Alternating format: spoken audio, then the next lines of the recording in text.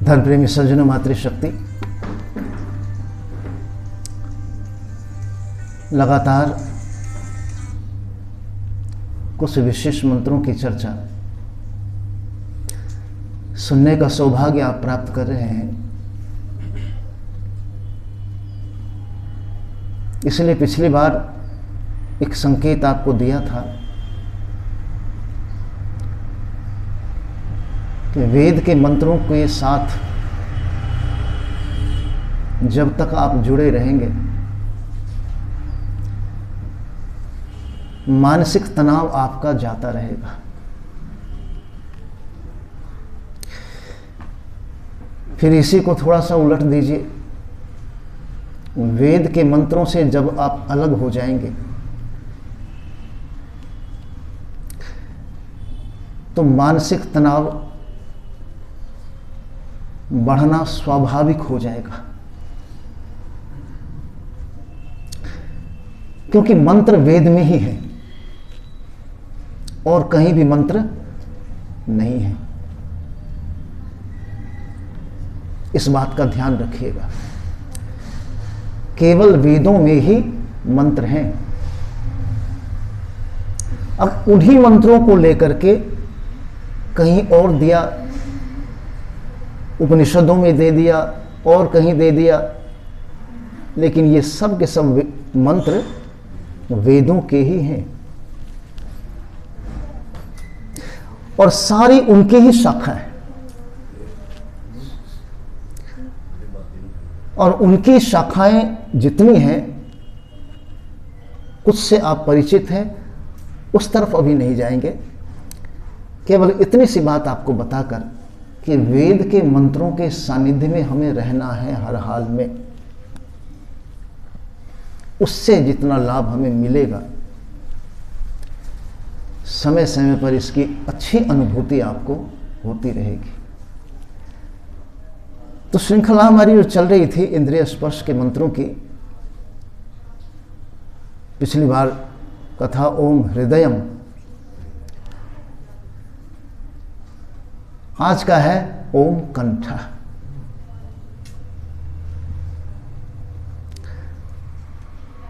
इंद्रिय स्पर्श के मंत्रों की श्रृंखला में आज का मंत्र है ओम कंठ।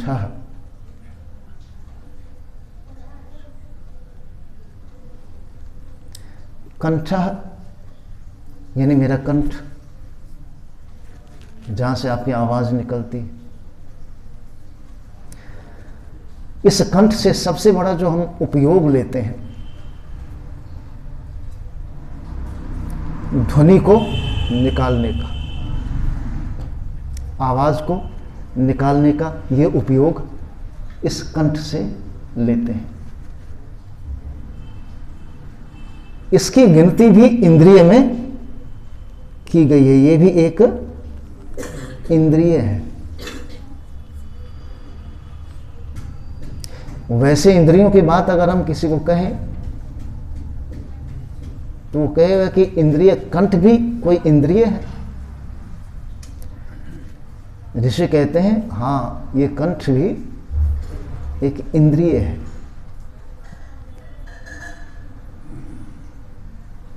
और सभी इंद्रियों को मिलाकर अगर आप देख लें तो शरीर के तमाम हिस्सों में किसी न किसी इंद्रिय का कार्य निरंतर चल रहा है। उससे आप अपने आप को शरीर वाला कहते हैं। मैं शरीर वाला हूं। उसमें सबसे बड़ा योगदान किसका है? इन्हीं सब इंद्रियों का है। तभी आप अपने आप को शरीर वाला कह सकते हैं। अब चलिए, ओम कंठ, भाव क्या है इसका? कंठ तो मेरे पास है, लेकिन भगवान से फिर भी प्रार्थना कर रहे हैं। बोले कंठ आपको दे दिया, आवाज आपको दे दी, अब प्रार्थना की क्या आवश्यकता है? लेकिन नहीं, ऋषि कहते हैं फिर भी प्रार्थना आपको आवश्यक है। किसके लिए?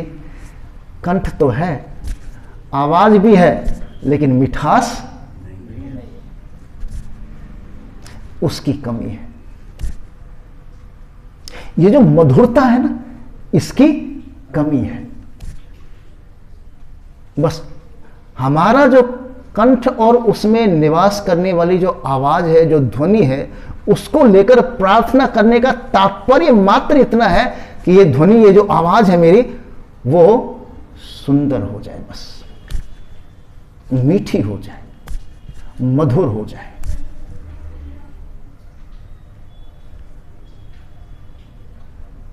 परमात्मा आपको चीनी घोल के नहीं भेजेगा, शहद डाल के नहीं भेजेगा, ये भूल जाइए।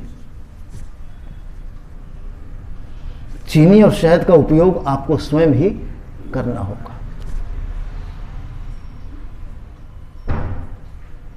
इसलिए प्रकरण के हिसाब से बीच बीच में मैं बताता आ रहा हूं कि कुछ परमात्मा के कार्य हैं, वो परमात्मा बिना कहे करता है और करेगा। जो आपके कार्य हैं, जो हमारे स्वयं के कार्य हैं, उसे हम ही को हर हाल में करना होगा। ये बात भूलने वाली नहीं है। अब यहां है, हे परमात्मा ओम कंठ, मेरे कंठ को सुमधुर बना दो। सिर्फ मधुर नहीं, एक और उसमें उपसर्ग जोड़ दिया। और उपसर्ग जब किसी शब्द में जुड़ जाता है ना, तो उस शब्द की विशेषता और ज्यादा बढ़ जाती है। कहा केवल मधुर नहीं, मेरा कंठ कैसा हो, सुमधुर हो। अब सुमधुर कंठ कैसा होता है? कोयल जैसा। कैसा बोला मैंने? कोयल जैसा। रंग कोयल का कैसा है? बिल्कुल ही काला। इस पर कई तरह की कहानी है, कौवे की, कोयल की, कई तरह की कहानी है। वो कहानियां आप पढ़ लेना कहीं भी।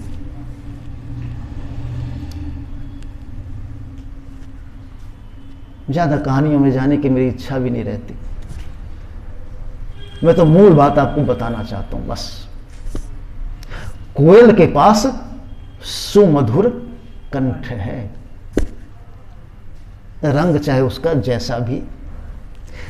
जब सुमधुर कंठ है ना कोयल का, तो कोई भी उसके रंग की तरफ ध्यान नहीं देता। यहां से आपको पता लग जाना चाहिए कि दुनिया में गुणवत्ता की ही महत्ता है। क्वालिटी को ही लोग पूछते हैं और उसको पूजते हैं। और हमेशा इस संसार के अंदर गुणवत्ता की ही महत्ता रहेगी।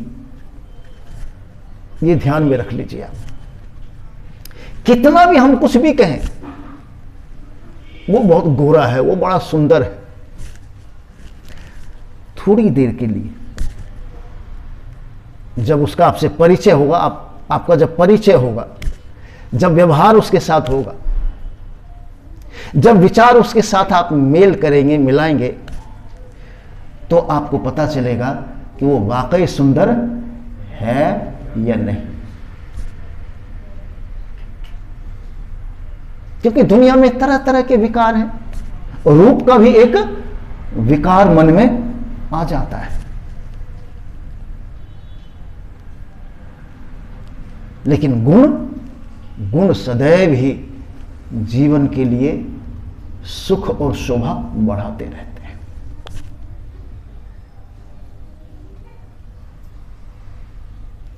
हमेशा इस बात का आप ध्यान रखिएगा, हमेशा गुण से ही जीवन की शोभा बढ़ती रहती है। तो कहा हे भगवान, मेरा जो कंठ हो ये सुमधुर हो जाए। तो मैंने कोयल का एग्जाम्पल आपको इसीलिए दिया क्योंकि कोयल देखने में चाहे जैसी है, उसकी आवाज की तरफ ही लोगों का ध्यान जाता है, उसकी आवाज ही आकर्षित करती है, उसके रूप की तरफ ध्यान नहीं जाता।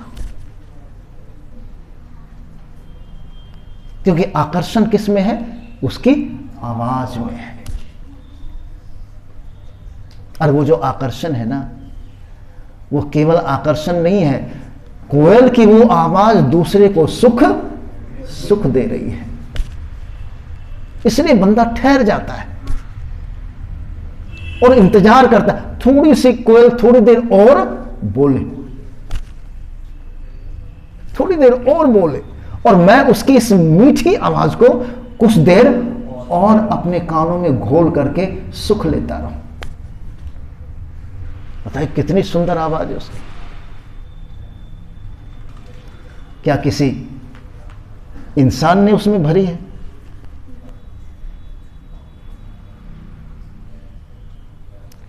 किसी इंसान ने उसमें वो आवाज, इंसान के बस की बात ही नहीं है। उसमें जो आवाज भरने वाला अस्तित्व है वो किसी को नजर नहीं आ रहा। आवाज नजर आती है? बताओ क्या विडंबना है। जिसने आवाज भरी वो भी नजर नहीं आ रहा है, और जो आवाज है जो हमको आकर्षित कर रही है, मीठी लग रही है, सुंदर लग रही है, मन करता है घंटों तक इस आवाज को सुनते रहें, वो आवाज भी नजर, दोनों ही अप्रत्यक्ष, लेकिन दोनों का आनंद अद्भुत है,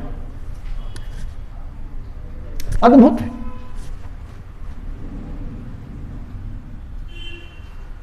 है ना विडंबना कितनी बड़ी।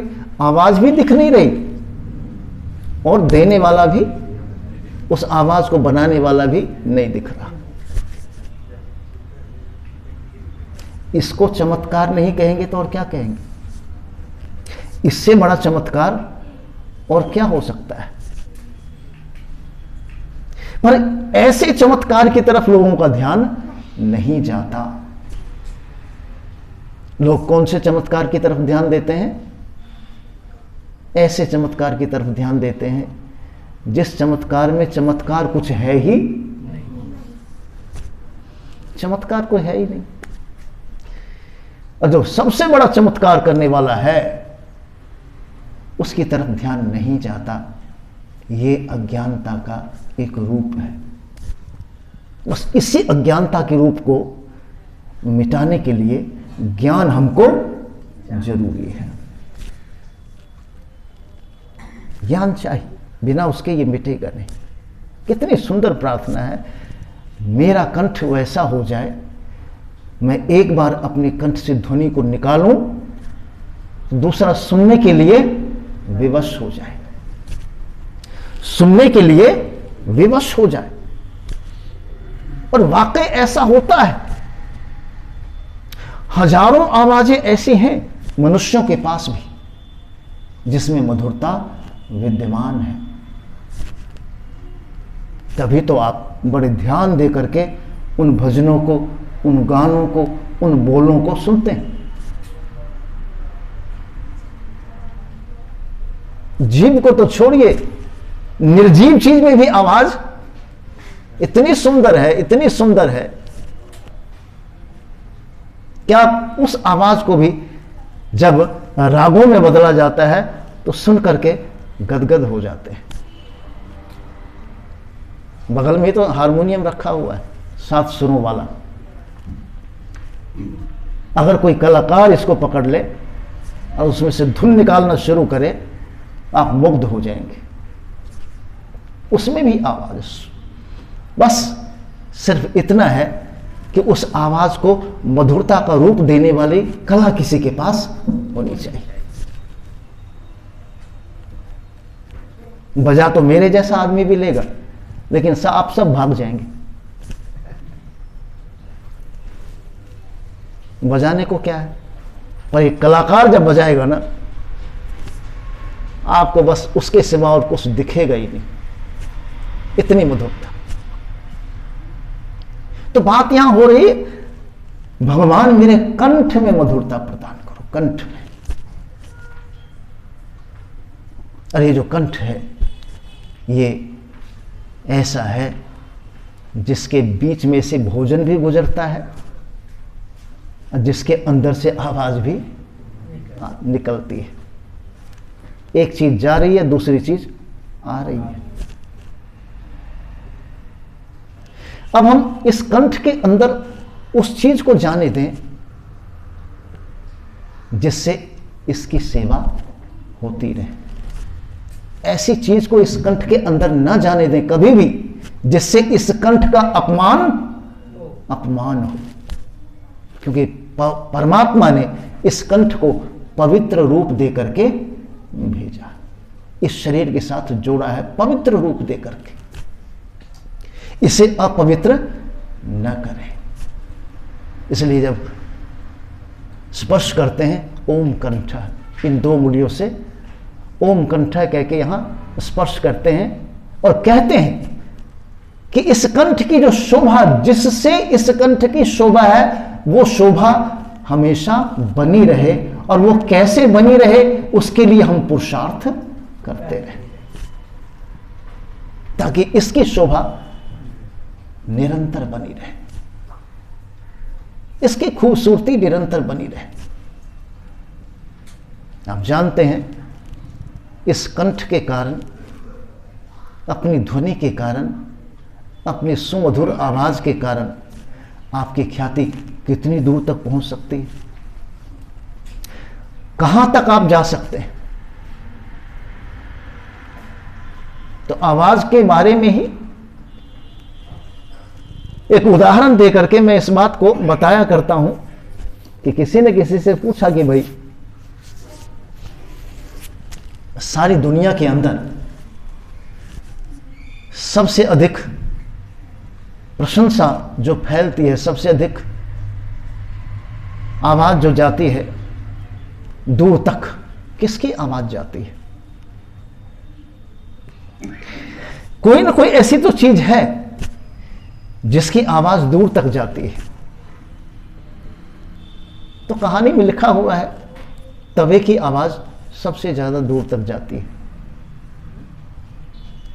तवे की आवाज, जो तवा जिसमें रोटी बनाते हैं। बोले कैसे? बोले एक आदमी ने अपने घर में, आपके घर में आतिथ्य स्वीकार किया, अतिथि बना, आपके घर में आया, 3 दिन रुका, तीनों दिन का जो भोजन आपने उसको कराया, उसे आनंद आ गया, इतना सुख मिला उस भोजन को करने में, उस अतिथि को इतना सुख मिला कि वो जीवन भर उस सुख को भूल नहीं सकता। 3 दिन आपके घर में है, फिर कहीं और प्रदेश में चला गया, फिर किसी दूसरे देश में चला गया, कहीं और चला गया, पूरी दुनिया में वो घूम रहा है। अब जहां जहां भी जाएगा वहां वहां आपके घर के बने हुए भोजन की तारीफ करेगा। वो भोजन बना कहां पे? वो रोटी कहां बनी थी? तवे के ऊपर। और जिसने खाया उसको सुख मिला, और इतना सुख मिला, इतना सुख मिला कि वो सुख भूल नहीं रहा, और जहां जहां जाता है उसकी प्रशंसा करता है, उसकी तारीफ करता है। तो कहा कि वही तवा जिसके ऊपर बनी हुई रोटी खाकर वो व्यक्ति अपनी आवाज से, अपने शब्दों से उसकी तारीफ कर रहा है, उसने यहां से उठाया वो सुख और दूर तक उसको पहुंचा दिया। किसके कारण? अपनी आवाज के कारण। अगर उसे बोलना नहीं आता तो शायद वो अपनी अभिव्यक्ति इस तरीके से नहीं कर पाता। कहां से कहां तक पहुंचा दिया उसने। इतना आवाज का इतना महत्व है। जैसे जैसे इस आवाज का, इस ध्वनि का महत्व आप समझते जाएंगे, वैसे वैसे कर्कशता इसके अंदर से निकलती चली जाएगी। आपको क्या करना है? इस मंत्र का पाठ करने का मतलब है कि आप इस वाणी की, इस कंठ की जो कर्कशता है, ये इसका दोष है। ये इसका दोष है। आपको इसका दोष निकालना है बस। वाणी अपने आप ही मधुर हो जाएगी। जैसे किसी चीज का दोष निकाल देने के बाद वो उपयोग करने के वस्तु उपयोग करने के योग्य हो जाती है, वैसे इस वाणी का दोष निकालने के बाद ये वाणी सुनने के काबिल हो जाती है, सुनने के लायक हो जाती है। और जो वाणी सुनने के लायक ना हो, ऐसी वाणी को कदापि सुनना नहीं चाहिए, जो सुनने के काबिल नहीं है। तुरंत उस जगह से दूर हो जाओ, वहां से हट जाओ, कहीं और चले जाओ, अपने घर में घुस जाओ, कहीं जंगल में चले जाओ, किसी और जगह चले जाओ, परंतु उस वाणी को अपने कान में पढ़ने नहीं दो। क्योंकि कान को आपने अच्छी बातें सुन सुन करके पवित्र बना लिया है। अब उसमें दूसरी गंदी आवाज नहीं पड़नी चाहिए। पर आवाजें तो बहुत है दुनिया में, आप कैसे रोक सकते हो उसको? बहुत आवाजें हैं। हाँ, मन से उसे धारण नहीं करना। सुनाई तो देगी, लेकिन मन से उसको धारण नहीं करना। जिस चीज को आप मन से धारण नहीं करते, वो आपके लिए सुख दुख का कारण नहीं बनेगी। नोट कर लीजिए। जिसे आप मन से धारण कर लेते हैं ना, वही सुख दुख का कारण बन जाती है। जिस आवाज को आपने इग्नोर कर दिया, मुझे उससे मतलब नहीं, मुझे पता नहीं कितनी आवाजें हैं, इतनी आवाजों को क्या आप कैद कर सकते हैं? संभव नहीं है। तो सारी चीजें सुनने योग्य नहीं होती, और सब चीजें धारण करने योग्य भी नहीं होती। धारण करने योग्य वही चीज होती है वास्तव में जो पवित्र है। और इस कंठ की बात करूं तो आप निश्चित रूप से इस बात को मानकर चलिए कि कंठ हमारा ऐसा स्थान है, ऐसी जगह है, जिसके कारण दुनिया में हम प्रशंसा हासिल कर सकते हैं। केवल प्रशंसा हासिल नहीं कर सकते, दूसरों को अपना भी बना सकते हैं। आपका कोई भी प्रोफेशन है, कैसा भी प्रोफेशन है आपका, आप अपने उस प्रोफेशन को, दुकानदारी को, व्यापार को, किसी भी चीज को, आप किसी का भला भी करना चाहते हैं, उसको भी इस तरीके से, इस वाणी के इस सुमधुरता के कारण इस तरीके से आप उसे आकर्षक बना सकते हैं। केवल वाणी के ऊपर आपका नियंत्रण होना चाहिए। जैसे इस पर नियंत्रण आपका हुआ, ये वाणी आपकी हो गई। जब तक इस पर नियंत्रण आपका नहीं होगा, ये वाणी आपकी नहीं हो पाएगी। फिर कुछ कुछ बोलता है आदमी, और कई बार हम कह भी देते हैं ऐसा, अरे क्या बोलते, क्या बोलते, कुछ भी बोलते। ये वाणी कुछ भी बोलने के लिए नहीं है।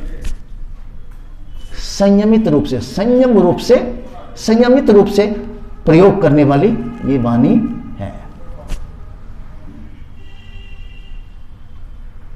इसलिए कहा मैंने आपको आरंभ में कि वेद के सानिध्य में रह करके, वेद के समीप रह करके आप किसी भी गुण को प्राप्त करने में सफल हो सकते हैं।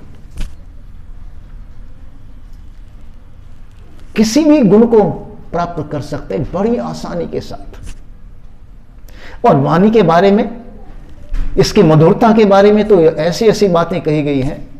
जब विवाह होता है ना, विवाह में तो आरंभ में ही मधु धियोरस्तु न पिता, मधुमत पार्थिवम रजा। मधु शब्द का प्रयोग कितनी जगह पे आया है, विवाह के प्रकरण में कितनी जगह पे आया है। कहा पति पत्नी कैसे रहेंगे दुनिया में, और कुछ नहीं कहा ये लेके रहो, वो हासिल करो, वो प्राप्त करो, ये फला करो, ऐसा कुछ नहीं कहा। उन्होंने यही कहा कि दोनों का संबंध मधुरता से परिपूर्ण, मधुरता से परिपूर्ण हो, मधु के समान दोनों का जीवन हो। और जानते हैं, आखिर में आपको बात कह के विराम देना चाहता हूं, जो मधु है ना, मधु, ये कैसे तैयार होता है? अगर आप उस पर नजर डालेंगे ना तो आपको पता चल जाएगा कि ये कितनी बेशकीमती चीज है। मधुरता कितनी बेशकीमती चीज है। ये बनती है बड़ी कठिनाई से, बनाने वाला, इसको तैयार करने वाला कितनी मुश्किल से, कितना परिश्रम करके इसको तैयार करता है, लेकिन अपने लिए इतना भी उपयोग नहीं करता, सब कुछ समर्पित कर देता है। एक किलो बनाने के लिए 1 लाख पराग, पराग, 1 किलो बनाने के लिए पराग जो लेता है, तो आप देख लीजिए। इसलिए वहां वेद के अंदर वो उदाहरण इसलिए दिया गया है। और जब हम मधुपर्क कराते हैं उसमें भी मधु डालते हैं, 3 चीजों को डालते हैं, घी है, दही है और शहद है, मधु बीच में डालते हैं, तब हम इसको मधुपर्क बनाते हैं। और मधुपर्क बना करके जब हम देते हैं वर को पीने के लिए विधि के साथ, उस समय भी हम उनको यही बात कहते हैं कि इसमें मधु है। आप दोनों पति पत्नी के जीवन में खटास कभी नहीं आनी चाहिए। इस मधुरता का जो गुण है, इस गुण को किस तरीके से अपने जीवन में सम्मान आप देंगे, ये पुरुषार्थ आप दोनों को मिल करके करना है। क्योंकि मधुरता जोड़ती है और कटुता दूर करती है, अलग करती है, क्योंकि वो कटुता है और ये मधुरता है। तो मधुरता जब भी होगा, जहां भी होगा, जैसे भी होगा, जिस स्थिति में होगा, उसका काम जोड़ना ही रहेगा। इसलिए कोयल के बोलने पर आप उसकी तरफ खींचे चले जाते हैं। कोई सुंदर गा रहा हो तो खड़े होकर के आकर्षित होकर सुनने लग पड़ते हैं। कोई तरतीब के साथ अगर बात कर रहा हो, सिर्फ बात ही कर रहा हो, लेकिन गुणवत्ता के साथ, तरतीब के साथ, कला के साथ अगर बात कर रहा हो, तो उसे भी कुछ देर ठहर कर सुनने की इच्छा हो जाती है, ताकि उससे भी कुछ हमको प्राप्त हो जाए। तो जहां से ये स्वर निकल रहा है, जहां से ये वाणी निकल रही है, जहां से ये ध्वनि निकल रही है, उसका नाम कंठ है। परमात्मा से प्रार्थना की, भगवान से कहा कि हे भगवान, इस इंद्रिय में मधुरता ही नहीं, सुमधुरता हमेशा सुमधुरता बनी रहे, और इस इंद्रिय से निकलने वाली जो ध्वनि है दूसरों को सुख देती रहे।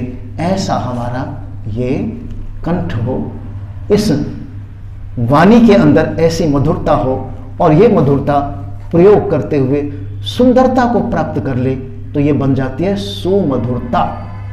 ये मधुरता सुमधुरता बन जाती है जब इसका प्रयोग हम बहुत अच्छे तरीके से करना सीख जाते हैं। परमात्मा करे हमारी सभी इंद्रियों में जो जो ताकतें हैं, जो जो कार्य हैं, वो सब सुख देने वाले बने रहें, और उससे संसार में हमको प्रशंसा की प्राप्ति होती रहे, यश हमारा फैलता रहे, यश हमारा बढ़ता रहे।